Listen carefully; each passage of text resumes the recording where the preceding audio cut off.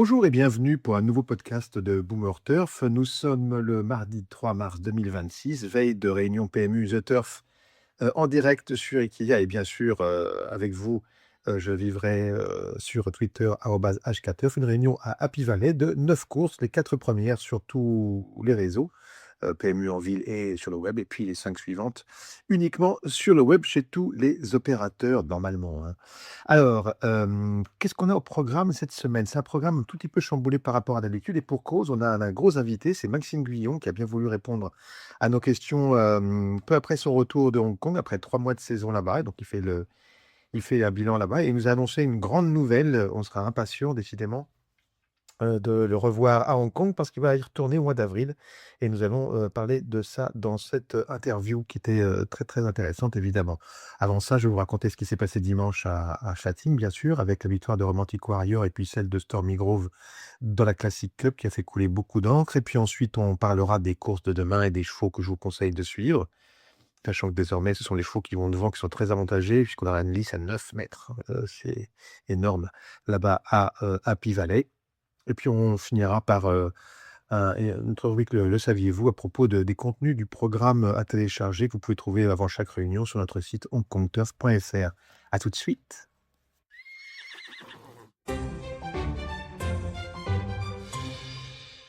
On commence comme à chaque podcast par le résultat des courses, si j'ose dire. On va parler un petit peu du passé. Dimanche dernier, c'était très, très compliqué, même si Châtine est beaucoup plus régulier, on va dire, que la piste de Happy Valley. C'était quand même pas si simple que ça, avec encore une fois une grosse prime aux chevaux qui vont devant, parce que là aussi, il y avait une mise assez importante. Mais enfin, bon, on avait démarré sur les chapeaux de roue avec un beau gagnant, Warriors Dream, qui a gagné avec un parcours idéal, c'est ce qu'on espérait. Il a gagné la quatrième course pour Brett Crawford. Le cheval valait 8 contre 1, mais il y avait 15 contre 1 là-bas, malheureusement. Il était bien à 8 contre 1 sur The Turf, puisque c'était en exclusivité sur The Turf, comme les premières courses de toute la journée. Voilà, donc on avait bien commencé, ça nous a permis d'affronter plus sereinement la suite des événements, et heureusement. Ensuite, on avait Alabama Song, qui n'a pas forcément eu un parcours génial, enfin, ça ne s'est pas super bien passé. Mickley court proprement dans la sixième. Et puis on est arrivé sur la Hong Kong Gold Cup qui était en exclusivité sur Canal Turf. On a vu un Romantic Warrior absolument impérial. Il n'a jamais été menacé. Il a été monté avec beaucoup de contractions par James McDonald et il a totalement dominé. En revanche, Ensoud, que Gilles Barbarin avait beaucoup, sur lequel il avait beaucoup insisté parce qu'il estimait que c'était un cheval qui serait plus à son aise avec des très bons chevaux finalement et que c'est un cheval qui a énormément de tenue. Eh ben, il a bien, bien, bien couru puisqu'il a terminé deuxième. En revanche, Voyage Bubble, qui était un peu le challenger numéro un, monté par Zach Purton, ça fait, la fois d'avant, il avait déjà un petit peu déçu, soi-disant à cause d'un mauvais départ. C'est ce que Zach Purton avait expliqué, mais cette fois-ci, il court très mal. Il est battu à 400 mètres du poteau, alors qu'il a eu un parcours normal, il était à queue leu. Il a fait un peu l'extérieur au début quand, James McDonald a tenu Zach Purton en quatrième épaisseur pendant le premier virage, puisque sur les 2000 mètres, il arrive dans le virage assez vite, mais il a couru vraiment très mal, quoi. Il a fini sans pompe. Donc, je sais pas, à mon avis, il y a un souci physique, parce que c'est pas juste qu'il en a marre, là, il a couru très mal. C'est 2 fois. Et là, c'est encore pire que la fois d'avant. Et bon, on n'a pas encore vu les excuses. Il n'y a pas eu de rapport vétérinaire. Et voilà. Donc, c'est un peu inquiétant pour la suite des opérations pour Voyage Bubble, sauf preuve du contraire. Ensuite, on avait notre bon vieux Armo Wai. Il a fait ce qu'il a pu, mais c'était pas si bien que récemment. Je crois qu'il en a un peu marre. Dans la Classic Cup, alors là, tout le monde attendait, et moi le premier, hein, Little Paradise. Et on a perdu toute chance au départ. Vincent Haut expliquait que le cheval est rentré un peu de traviole le dernier dans les stalles. Et il a demandé un peu de délai au starter avant le départ. Apparemment, il l'a obtenu, mais il n'a pas eu le temps de rétablir le cheval, si bien qu'il était déséquilibré au moment où les portes sont ouvertes. Il a perdu beaucoup de terrain. Après, il a bourré un peu pour venir. Et après, il a été totalement, comment dire, sur le mauvais pied, quoi. Il était tout le temps dans les mauvais coups. Il était parfait dans la défensive, il ne pouvait absolument rien faire. Et puis de toute façon, il a fini un peu moins bien que la dernière fois, sur 1600 mètres. Là, on était sur 1800. Je ne pense pas que je fasse affaire de distance parce que il n'a vraiment pas une course, si vous voulez. Je sais pas. Gilles Barbarin va dire que le cheval était quand même trop malheureux pour faire une perf, mais moi je trouve quand même qu'après même il a pas jailli comme la fois d'avant. Peut-être que je me Berlure. Stormy Grove, par contre, gagne bien. Il avait déjà fait bonne impression et là il gagne bien. Alors ce qui est marrant, c'est qu'il a été prélevé positif à la lidocaïne au mois de janvier. Mais entre-temps, il avait couru 3 fois déjà, c'était la quatrième là, je crois, de mémoire ou la troisième. Donc je pense pas il passe en jugement, le 13, donc on devrait avoir des nouvelles là-dessus. Mais en tout cas là, jusqu'à preuve du contraire, il a vraiment dominé plaisamment et il a monté sur l'échelle des poids. D'ailleurs, il se retrouve quatrième maintenant sur l'échelle des poids des 4 ans, en tête de laquelle on trouve toujours Little Parata. Je crois qu'il est arrivé à 100, Stormy Grove. On va vérifier. A few moments later. Donc on a vérifié, Storming Grove est en 98 de valeur maintenant, un rating de 98, donc c'est effectivement tout près des 103 de Little Paradise qui n'ont pas été modifiés depuis sa défaite. Donc on va suivre tout ça de près. Dans 3 semaines, ce sera le derby sur 2000 mètres. On aura Sagacious Life aussi qui a été malheureux pour la deuxième fois, mais cette fois-ci vraiment très très malheureux dans la dernière ligne droite. Dazzling Fit court bien aussi, il s'est montré assez tenace avec un parcours pas évident. Invincible Ibis a pris sa revanche, il a bien fini deuxième à la corde. Rien n'est joué. J'étais sûr que Little Paradise était très au-dessus du lot. Là, il est battu, je sais pas. J'aimerais bien voir comment il va. Je pense qu'il va. Il était un peu tendu quand même avant la course. Il peut pas être. Ce sera pire le jour du derby. Il y a énormément de monde sur le champ de course. Tout le monde est évidemment un peu tendu parce que c'est vraiment la course que tout le monde veut gagner. Donc, ce sera, à mon avis, un peu. C'est peut-être un problème pour lui le 22 mars. On va regarder ce qu'il fait de l'entraînement depuis, donc restez bien branchés. On essaiera de suivre tout ça le plus fidèlement possible. Dans la 10e, bon, c'était difficile de toute façon. Karma a couru très mal, court derrière, mais enfin, il n'a pas progressé pour finir, donc nul. Et puis dans la 11e, Beauty Eternal, pareil. Il a fait illusion 3 secondes et puis ça s'est arrêté là. J'étais pas, enfin, c'est une de ces nombreuses journées sur lesquelles j'étais pas inspiré. C'était pas simple de gagner. C'est Paul Lally a fait un super dimanche. Il a fait 115% de bénéfices. C'est énorme sur des réunions de 9. Enfin, là, on a fait que les 8 dernières, hein, puisque c'est ça sur lesquelles on peut parier. Mais Paul Lally prouve une fois de plus que, et dont le pronostic est toujours sur notre site oncompteur.fr avant les réunions. Il rappelle quand même que c'est la valeur pour moi la plus sûre de tous les experts du Jockey Club pour ce qui concerne les prédictions et nos jolis pronostics. Voilà pour la revue. On va se pencher maintenant sur le programme de mercredi demain à Happy Valley.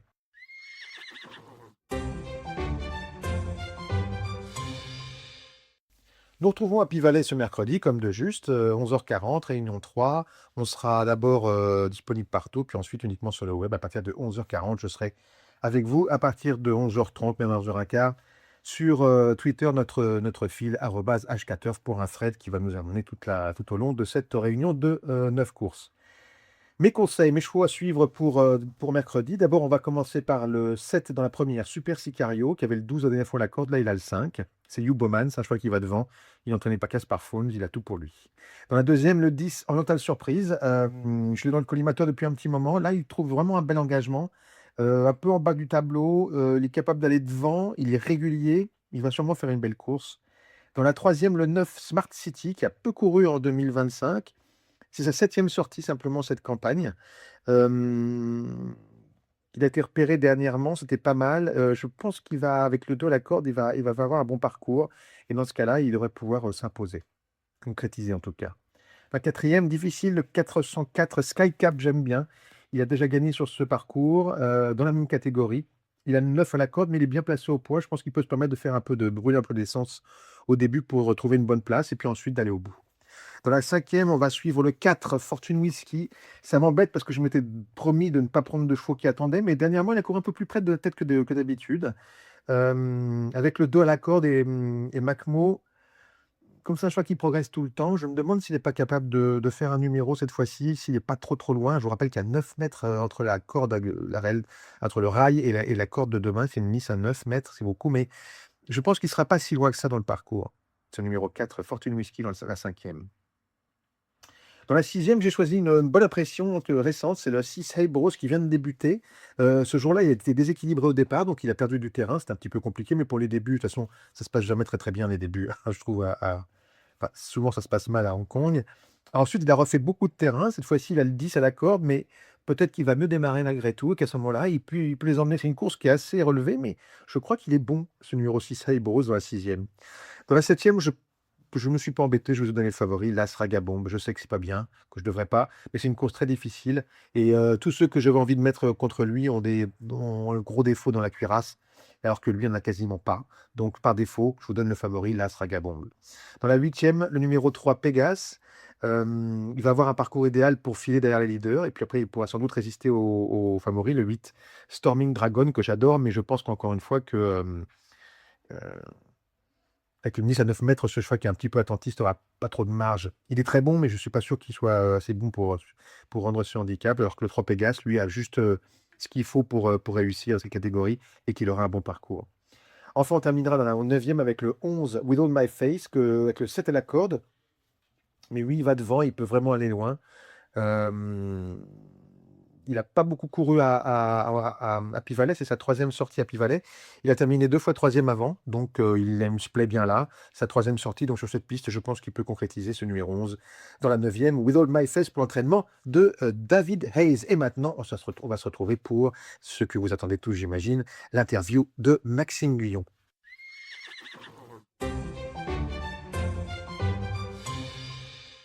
Maxime Guyon, bonjour et bienvenue sur le podcast de Boomer Turf de Hong Kong. Bon, on va revenir sur votre séjour à Hong Kong. C'était un séjour de 3 mois.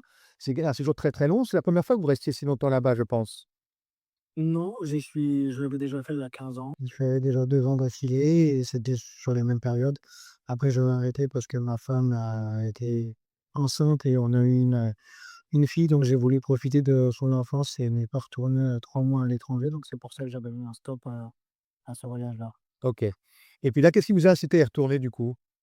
Le fait que maintenant ma fille a grandi, qu'elle est en capacité de me suivre plus facilement, de découvrir aussi un autre pays pour elle, donc ça, c'était plutôt cool.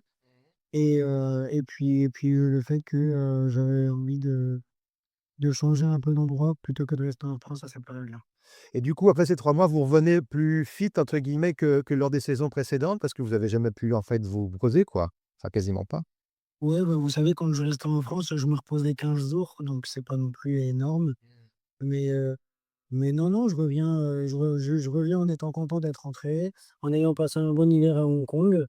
Donc voilà, je suis content d'avoir passé l'hiver là-bas et content de rentrer aussi. Alors, vous avez, au tout début, bah, vous avez eu quand même quelques montes, mais votre première victoire pendant ce séjour, ça a été, bah, votre vieux copain sosie qui vous l'a donné. J'imagine que c'était un peu, bah, déjà, c'était dans une grande course, c'était dans le vase. C'est une victoire que vous attendiez, mais ça vous a un petit peu mis sur orbite, vous pensez, cette victoire? Je pense que oui, oui, ça a facilité, enfin, ça a pas facilité, non, ça a déclenché un peu tout le monde. Après tout le monde, enfin, beaucoup de personnes disent: «Ah, tu mis du temps à gagner des courses», mais c'est pas forcément vrai parce qu'il faut surtout prendre en compte qu'il y a que 2 réunions de course par semaine. Donc, avant Sozy, j'avais monté que 5 jours. Donc 5 jours, c'est à la fois long et pas long parce que 5 jours en France, c'est qu'une semaine, hein, étant donné qu'il y a réunion tous les jours. Donc oui, après Sozy, ça a été «plus facile» entre guillemets. J'ai monté des meilleurs chevaux et après ça s'est enchaîné plutôt pas mal. D'ailleurs, il y a quelques chevaux que vous aviez montés avant, vous aviez terminé pas loin. Je pense à Ablas et Ethiel, par exemple.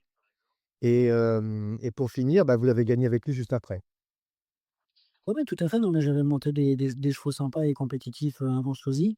Malheureusement, voilà, j'avais pas passé le poteau en tête et les chevaux qui avaient fait l'arrivée de courses, avant ce gros prix que je gagne ont répété ensuite puisqu'ils ont gagné. Donc voilà, tout s'est enchaîné plutôt bien. Ce qui était hyper important pour moi, c'est bien sûr de gagner le vase avec Sozy pour les frères Vertemer et Monsieur Favre. Ça fait 4 fois qu'on gagne cette course-là, ou 3 d'affilée plutôt.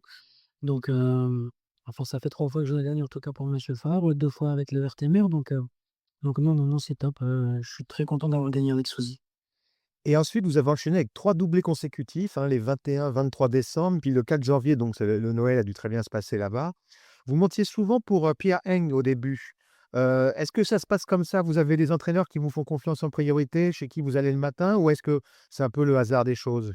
Non, non, c'est le hasard des choses, des chevaux disponibles à ce moment-là. Là-bas, on n'est pas du tout le 1er jockey pour une écurie ou quoi que ce soit. On est vraiment freelance, donc voilà, il y a des entraîneurs qui ont certaines affinités peut-être avec certains jockeys et qui les emploient peut-être un peu plus, mais oui, j'ai monté au début pas mal pour Pierre, ensuite pour Mitch Choi avec lequel j'ai gagné le plus de courses parce qu'on a gagné 6 courses ensemble, sur mes 15 gagnants, j'en ai fait 6 pour lui, ce qui est plutôt plutôt bien. Oui, surtout que c'est pas la plus enfin, Mitchell, c'est une écurie qui gagne pas énormément de courses, c'est pas une des écuries de tête du tout, le duo, donc 6 victoires avec lui, c'est vraiment une collaboration exceptionnelle. Ouais, ça s'est vraiment bien passé, ouais. Quel est votre parcours préféré là-bas? Donc parce qu'il y a Happy Valley, il y a Châtine, il y a des parcours très différents, il y a le 1000 mètres ligne droite, le 1800 mètres, les 12 mo ouais. Qu'est-ce que lequel vous «amuse le plus» entre guillemets, s'il y en a un qui vous amuse le plus? Bon, je préfère monter à Châtine qu'à Pivalet, ça c'est je trouve que c'est beaucoup plus régulier de monter à et beaucoup plus propre de monter à Châtine qu'à Pivalet.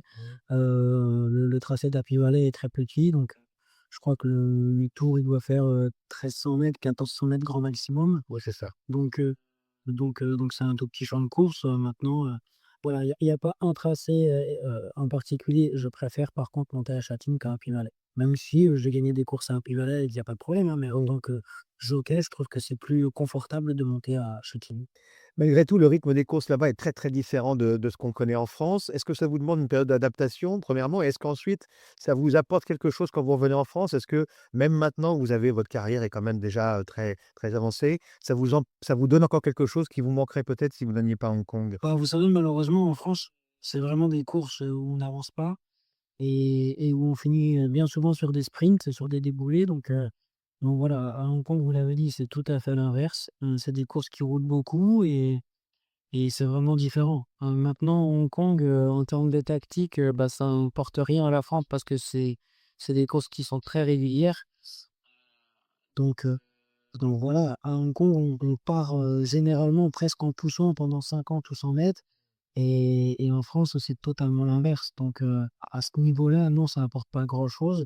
Maintenant, ça apporte Hong Kong apporte le fait que, les courses, soient très onéreuses et qu'il y en ait que 2 réunions par semaine et c'est sûr qu'en termes de vie, c'est beaucoup plus confortable pour nous, que de travailler tous les jours, en parcourant, les 4 coins de la France, étant donné qu'il y a que, un Pivalet qui demande un déplacement et le déplacement est de 20-25 minutes. Donc, c'est vraiment, très, très facile, quoi. En fait, vous revivez la vie de Yves Saint-Martin et de Freddy Head dans les années 60-70 quoi, en fait.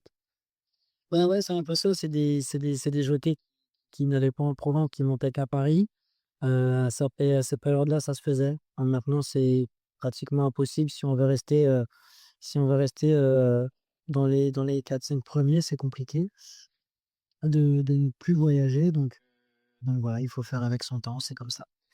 Alors malgré tout, quand vous êtes revenu vous avez fait un aller-retour vite fait à Cagnes-sur-Mer avec No Lunch, ça a dû vous faire drôle le changement de rythme quand même, ça vous a pris un peu à froid?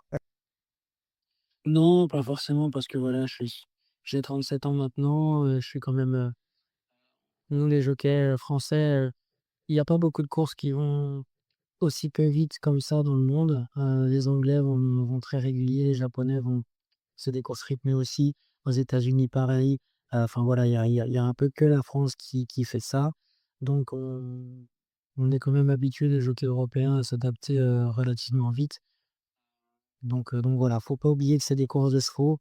Peu importe les rythmes qu'il y a, il faut monter les meilleurs. Donc voilà, j'ai pas été, désorienté avec Nolan, étant donné que je montais le meilleur cheval et qu'il a gagné, facilement d'ailleurs. Il vous fait plaisir ces chevals-là? Bah, je veux dire, il gagne des courses, donc ça vous fait plaisir, mais est-ce que vous avez quand même quelque chose un peu une espèce de tendresse pour lui parce qu'il est quand même il a un parcours assez particulier? Bah oui, oui, oui, c'est un cheval qui adore les pistes en sable fibré et qui est dépendant, même s'il a déjà gagné sur l'herbe une fois, il est dépendant d'un terrain, très léger ou très, très bon, enfin léger ou bon. Donc voilà, c'est pour ça qu'il fait des perfs, qu'il fait des bonnes performances sur le sable. Heu, Après malheureusement, c'est vrai qu'il sur le gazon, il est un petit peu moins performant, parce qu'il a très peu eu son terrain, de prédilection donc voilà, mais c'est vrai qu'en période hivernale, sur le sable, bah, c'est très compliqué de pouvoir le battre parce que c'est quand même un cheval qui est au-dessus des chevaux qu'il rencontre, sur cette période-là et sur cette, surface-là. Alors, on a parlé aussi de sosie tout à l'heure, il recourt bientôt j'imagine? Sosie devrait retourner à Hong Kong, normalement au mois d'avril, donc voilà. Rien de particulier pour lui. Sosie, il a fait une saison l'année dernière incroyable. Il a gagné 3 groupes 1. Il a gagné 18, il a gagné 4 groupes 1. 3 groupes 1, je crois. Il a gagné, 18, 2000, 18, 2000 et 2004. Il a fait une saison incroyable. Et on a fini en beauté à Hong Kong donc c'était top, ouais. Et là, il retourne par contre sur 2000 mètres à Hong Kong, hein, je crois. Ouais, tout à fait, ouais. Bon, il a gagné 18 en France et 2 1000 mètres en France, donc voilà, je pense que Squeezie est largement capable de courir 2000 mètres à Hong Kong. On a pu voir qu'il y avait pas beaucoup de chevaux sur cette distance-là à Hong Kong. Mmh. Il y a Romantic Warrior, il y a Romantic Warrior, c'est tout, ouais. oui, oui, Romantic Warrior, c'est un super cheval. Il a 8 ans, il court un peu tout seul à Hong Kong, donc ça va être intéressant qu'il ait un vrai concurrent, pour pouvoir, l'affronter. Il y a course après il y a une course un mois plus tard, il y a une course de 2 400 mètres à Hong Kong, la Champions Chatter Cup, mais je ne sais pas si c'est un programme de sosie? Exactement, Mmh. je sais pas encore. C'est pas impossible. On va voir après la course déjà au mois d'avril, mais c'est pas impossible qu'il y retourne. Je sais pas du tout encore. OK. Et une dernière chose avant de vous laisser récupérer cette première réunion à Chantilly, je voulais vous demander aussi, est-ce que dans les chevaux que vous avez montés, à Hong Kong, il y en a un ou 2 que vous nous recommanderiez de suivre? Je pense, enfin moi je pensais, mais peut-être que vous allez me dire, The Auspicious s'est battu la dernière fois, mais je trouve qu'il court pas si mal que ça. Peut-être que vous pourrez me dire quelque chose là-dessus. Est-ce qu'il y a d'autres chevaux qui vous sont Top Dragon aussi est arrivé au meilleur niveau. Est-ce que vous avez des conseils à nous donner? Ouais, bah, si vous avez cité ces 2 chevaux-là, c'est sûr que The Specious court très bien. La dernière fois, je pense que s'il avait été un peu plus heureux dans la ligne droite, il aurait terminé sûrement plus près. Après, c'est un cheval qui a toujours eu des petits poids, il a toujours eu 118 à porter, donc c'est assez léger, hein, ça fait 53,5 je crois ou 53, donc c'est quand même des poids très légers. Si jamais il venait à courir des bonnes courses, ça sera pas le cas. Donc voilà, mais c'est un chic cheval, il a toujours fait toutes ses courses. Et et Top Dragon, bah, on a Z Malchance aussi dans le groupe 1 où je suis 4e ou 5e. Je pense qu'avec un parcours heureux, j'aurais été 2e ce jour-là. Après, il courait top, en étant second, mais malheureusement, voilà, on a encore échoué, battu du nez, dans une classe 2. C'est un cheval qui, dans sa génération de 4 ans, fait partie des bons chevaux, donc peut-être qu'il va pouvoir courir encore au niveau grand pain et faire l'arrivée, bah, c'est un cheval qui a déjà couru 5 ou 6 fois, il me semble, donc je pense qu'il c'est un cheval qui fait toutes ses courses et il a fait il a fait toutes les arrivées de ses courses, donc voilà. Après, vous savez ce que c'est, il faut un bon numéro dans les boîtes, il faut une bonne course et ouais, il faut que tout se passe bien, mais c'est un cheval qui est capable. Bah, Maxime, en tout cas, merci d'avoir répondu à toutes nos questions. Avec plaisir. Et puis, bah, donc bonne continuation pour la suite et puis normalement, on vous verra donc, sur place à Hong Kong, au mois d'avril avec sosie pour défier Romantic Warrior. C'est ça, j'espère en tout cas. Merci Maxime, bonne continuation. Merci beaucoup. Voilà donc une interview particulièrement intéressante avec une grande nouvelle. Sosie irait, au lieu de courir le prix Gannet, le 26 avril, c'est le même dimanche que la QE2 Cup. Je peux comprendre parce que d'abord le cheval a montré qu'il se plaisait bien là-bas, il a besoin d'un bon terrain, il a plus de chances de l'avoir là-bas qu'à Longchamp dans le Gannet et puis autre détail qui a son importance, dans le prix Gannet, il y a 300 000 € d'allocation. Là-bas, il y a l'équivalent de 3 100 000 € d'allocation, donc même s'il y a un gros os qui s'appelle Romantic Warrior à battre, il y a quand même beaucoup plus d'argent, là-bas. Alors l'argent ne fait pas tout, mais c'est quand même pas désagréable et ensuite, il a pas, vous avez vu, pas fermé la porte pour éventuellement, tenter d'empêcher sur 2400 mètres, Romantic Warrior de gagner la triple couronne sur le 2400 mètres de la Champion Chatter Cup qui se déroule à la fin du mois de mai. Voilà, ce qui risquerait de poser problème ensuite pour courir la Coronation Cup et compagnie, mais enfin bon, c'est un programme possible et puis, donc on croise les doigts pour donner un peu de piment à cette fin de saison car, Romantic Warrior n'a pas vraiment d'adversaire, en tout cas localement, pour contester sa domination en ce moment.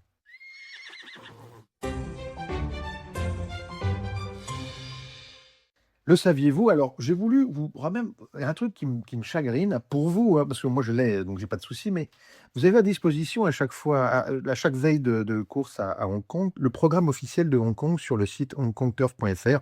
Vous pouvez le télécharger sans difficulté, c'est gratuit. Vous cliquez sur, la fiche de la première page et vous avez, vous obtenez sous PDF donc le programme entier. C'est un programme, vous n'avez pas idée à quel point, il peut vous apporter parce que bon, donc je vous rappelle qu'il est gratuit, comme ça, je sais que pour beaucoup c'est important à raison d'ailleurs et vous avez absolument tout, le contenu, disponible à quelque chose près, évidemment pas les vidéos, mais tout ce que vous pouvez trouver sur le site de Hong Kong, du Hong Kong Jockey Club, vous pouvez le retrouver sur ce document. Vous avez naturellement les partants. Pour chaque partant, vous avez les 5 dernières performances ainsi que toutes les statistiques de chaque cheval partant. Je vais vous dire, c'est sur les statistiques sur la carrière de Hong Kong, sur sa carrière entière, sur cette saison, la saison précédente, sur la catégorie qu'il aborde, sur ses performances quand il fait une rentrée, quand il court pour la deuxième fois après une rentrée, quand il court à Châtine, quand il court à Pivalet, quand il court sur la All-Weather, quand il court sur la distance, quand il court sur le parcours, c'est-à-dire la distance et la piste,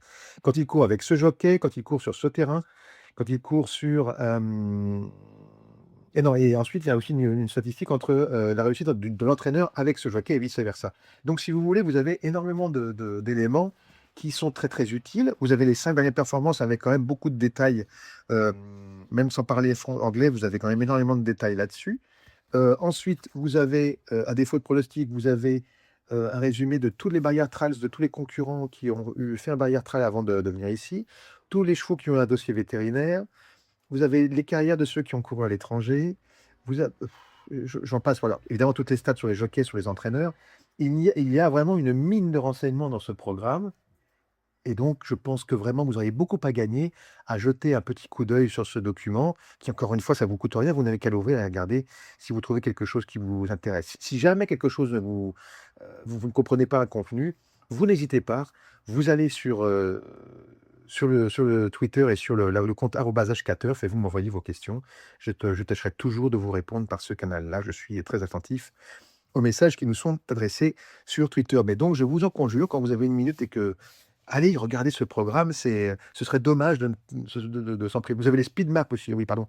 C'est-à-dire qui montrent la position supposée de chacun des concurrents peu après le départ. C'est très utile, surtout en ce moment où on voit que les chevaux de tête gagnent beaucoup. Ça vous permet de trouver qui va gagner, enfin qui va mener ou être près des leaders assez vite d'un seul coup d'œil. Voilà. C'était tout pour mon saviez-vous d'aujourd'hui mais je voulais quand même que vous sachiez ça. Ça me ferait plaisir que vous jetiez un petit coup d'œil.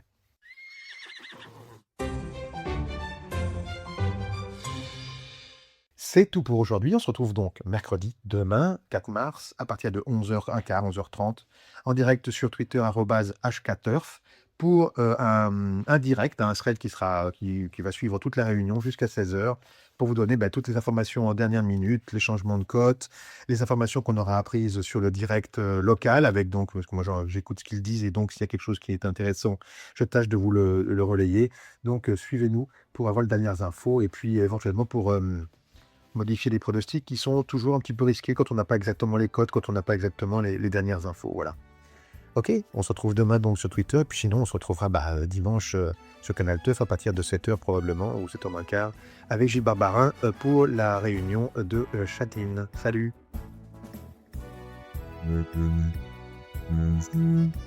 Ouais.